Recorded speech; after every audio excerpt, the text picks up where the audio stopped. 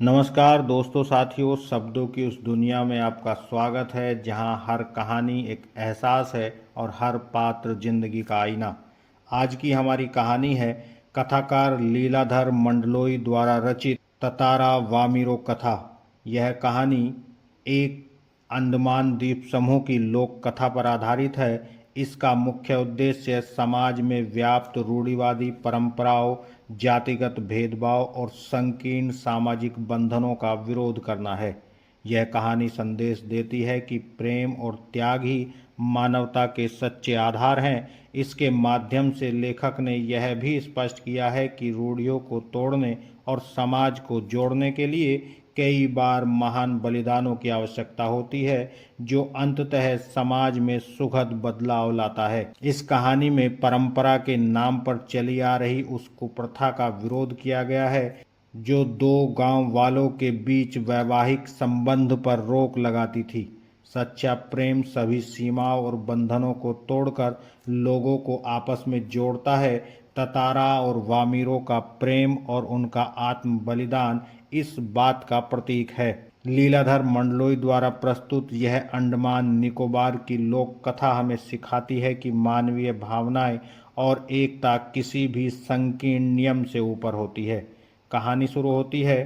अंडमान द्वीप समूह का अंतिम दक्षिणी द्वीप है लिटिल अंडमान। यह पोर्ट ब्लेयर से लगभग 100 किलोमीटर दूर स्थित है। इसके बाद निकोबार द्वीप समूह की श्रृंखला आरंभ होती है, जो निकोबारी जनजाति की आदिम संस्कृति के केंद्र है। निकोबार द्वीप समूह का पहला प्रमुख द्वीप है कार निकोबार, जो लिटिल अंडमान से 96 किलोमीटर दूर है। निकोबारियों का विश्वास है कि प्राचीन काल में ये दोनों द्वीप एक ही थे। इनके विभक्त होने की एक लोक कथा है जो आज भी दोहराई जाती है।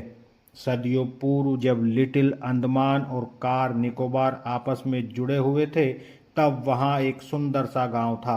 पास में एक सुंदर और एक शक्तिशाली युवक रहा करता था। उसका नाम ततारा था। निकोबारी उसे बेहद प्रेम करते थे।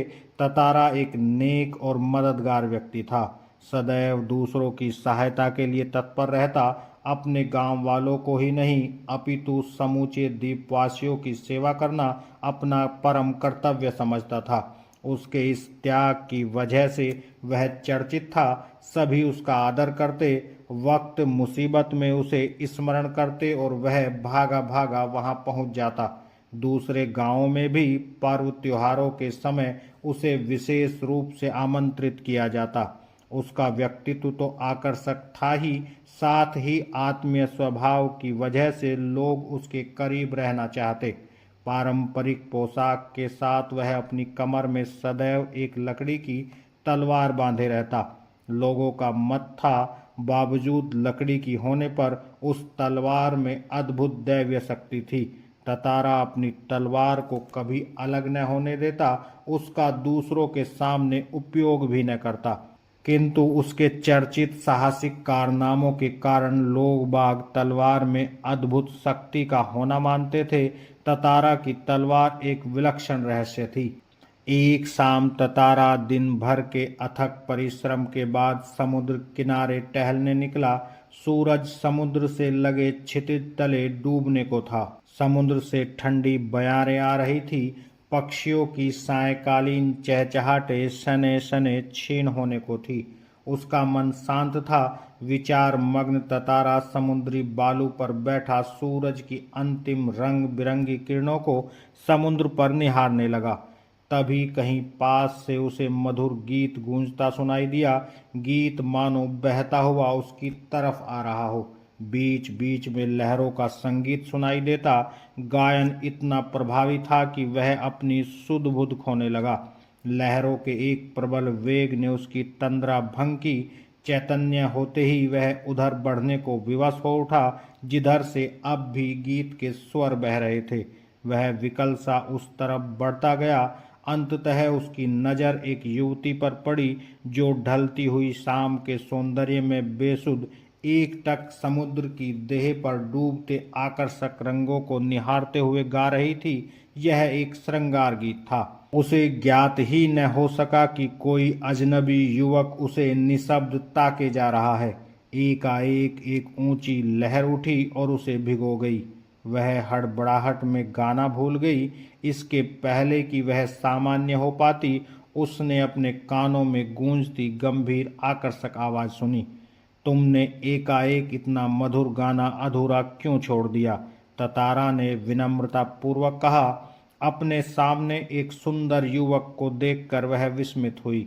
उसके भीतर उसकी कोमल भावना का संचार हुआ, किंतु अपने को संयत कर उसने बेरुखी के साथ जवाब दिया, पहले बताओ तुम कौन हो? इस तरह मुझे घूरने और इस असंगत प्रश्न का कारण?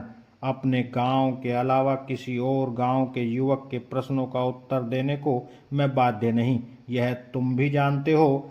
ततारा मानो सुध बुध खोए हुए था। जवाब देने के स्थान पर उसने पुनः अपना प्रश्न दोहराया, तुमने गाना क्यों रोक दिया?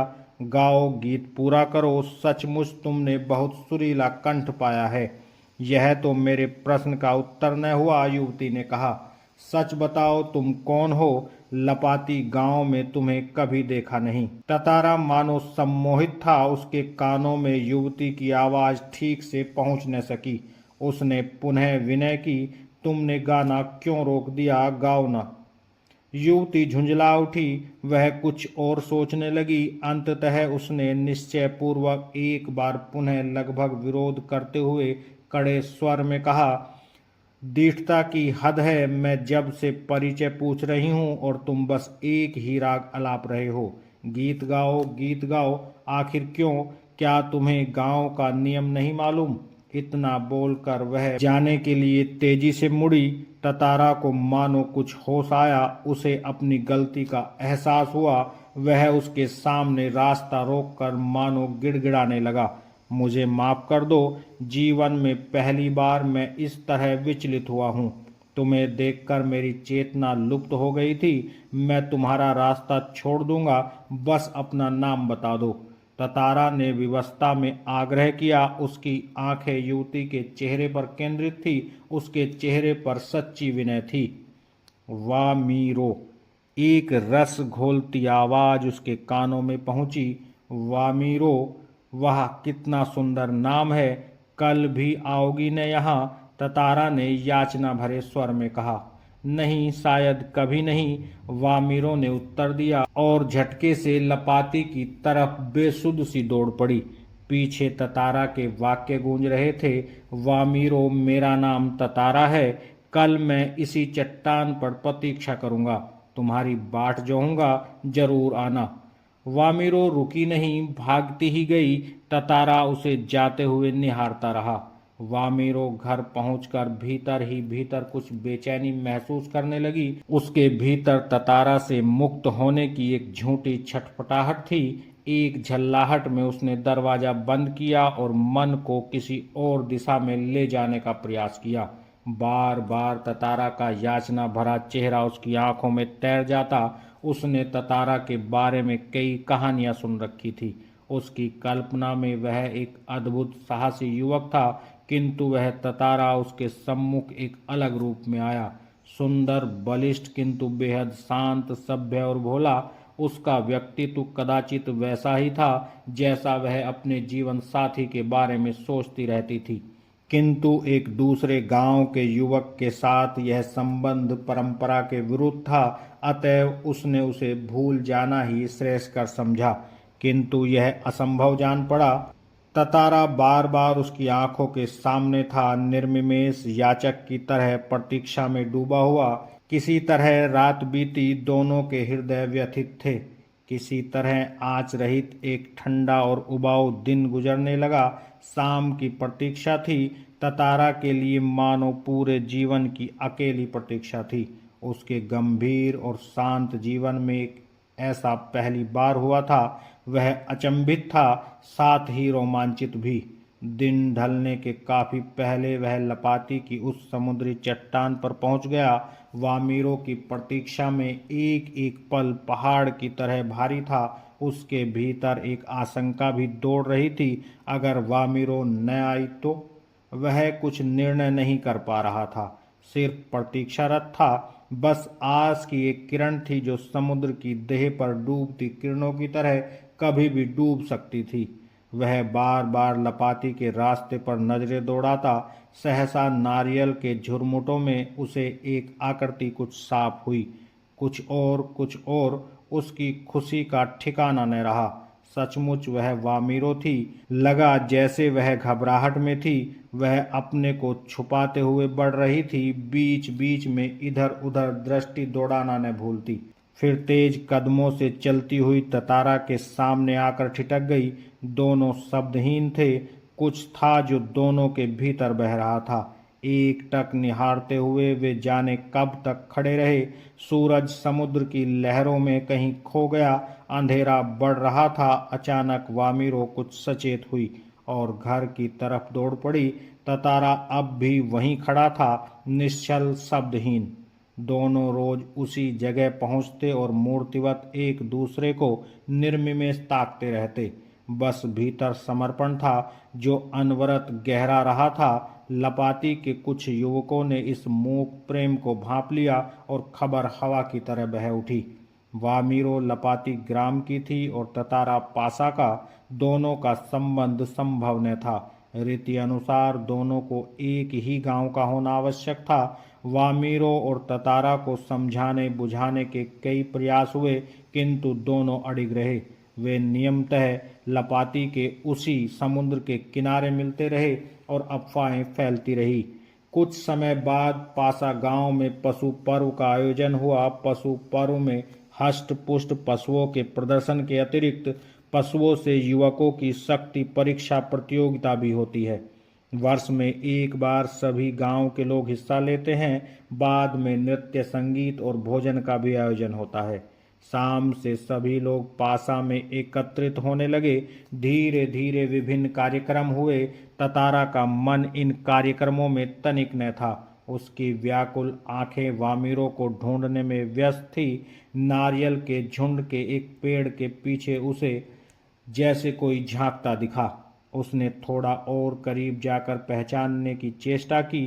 वह वामीरो थी जो भयवश सामने आने में झिझक रही थी। उसकी आंखें तरल थी, होठ कांप रहे थे। ततारा को देखते ही वह फूट कर रोने लगी। ततारा विहल हो उठा। उससे कुछ बोलते ही न बन रहा था। रोने की आवाज लगातार ऊंची होती जा रही थी। ततारा की कर्तव्य विमूढ़ था। वामीरो के रुदन स्वरों को सुनकर उसकी माँ वहां आ पहुंची और दोनों को देखकर आग बबूला हो उठी।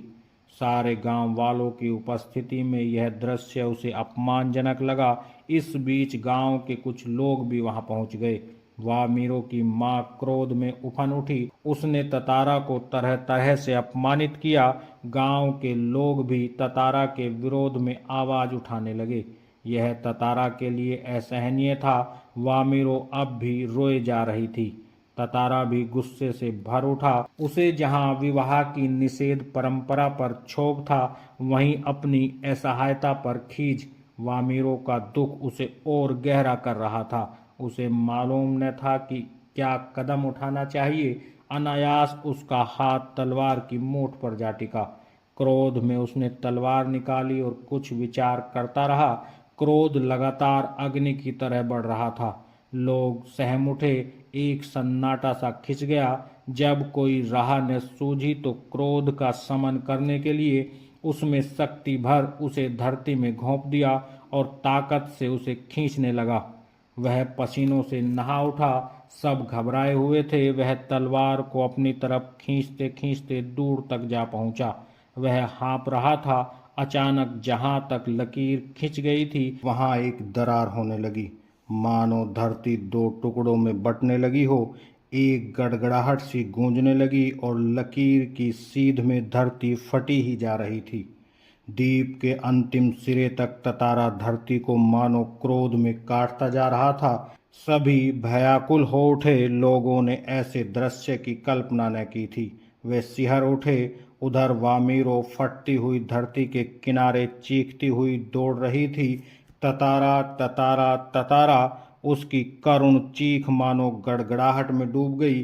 ततारा दुर्भाग्यवश दूसरी तरफ था। द्वीप दो टुकड़ों में विभक्त हो चुका था। एक तरफ ततारा था, दूसरी तरफ वामीरो। ततारा को जैसे ही होश आया, उसने देखा उसकी तरफ का द्वीप समुद्र में धंसने लगा है। वह छटपटाने लगा। उसने छलांग लगाकर दूसरा सिरा थामना चाहा, किंतु पकड़ ढीली पड़ गई। वह नीचे की तरफ फिसलने लगा। वह लगातार समुद्र की सतह की तरफ फिसल रहा था। उसके मुंह से सिर्फ एक ही चीख उभरकर डूब रही थी, वामीरो वामीरो वामीरो। उधर वामीरो भी ततारा ततारा पुकार रही थी। ततारा लहूलुहान हो चुका था। वह अचेत होने लगा और कुछ देर बाद उसे कोई होश न रहा। वह कटे हुए द्वीप के अंतिम भूखंड पर पड़ा हुआ था, जो कि दूसरे हिस्से से संयोगवश जुड़ा था। बहता हुआ ततारा कहाँ पहुंचा, बाद में उसका क्या हुआ, कोई नहीं जानता। इधर वामीरो पागल हो उठी। वह हर समय ततारा को खोजती हुई उसी जगह पहुंचती और घंटों बैठी रहती। उसने खाना पीना छोड़ दिया। परिवार से वह एक तरह विलग हो गई। लोगों ने उसे ढूंढने की बहुत कोशिश की, किंतु कोई सुराग न मिल सका। आज न ततारा है न वामीरो, किंतु उनकी यह प्रेम कथा घर घर में सुनाई जाती है। निकोबारियों का मत है कि ततारा की तलवार से कार निकोबार के जो टुकड़े हुए, उसमें दूसरा लिटिल अंडमान है, जो कार निकोबार से आज 96 किलोमीटर दूर स्थित है। निकोबारी इस घटना के बाद दूसरे गांव में भी आपसी वैवाहिक संबंध करने लगे। ततारा वामीरो की त्यागमयी मृत्यु शायद इसी सुखद परिवर्तन के लिए थी। उम्मीद है आज की कहानी आपके मन में एक नई अनुभूति छोड़ गई होगी। अपने विचार हमें जरूर कमेंट बॉक्स में साझा करें। फिर मिलेंगे एक नई साहित्यिक कहानी के साथ। तब तक के लिए नमस्कार, जय हिंद, जय भारत।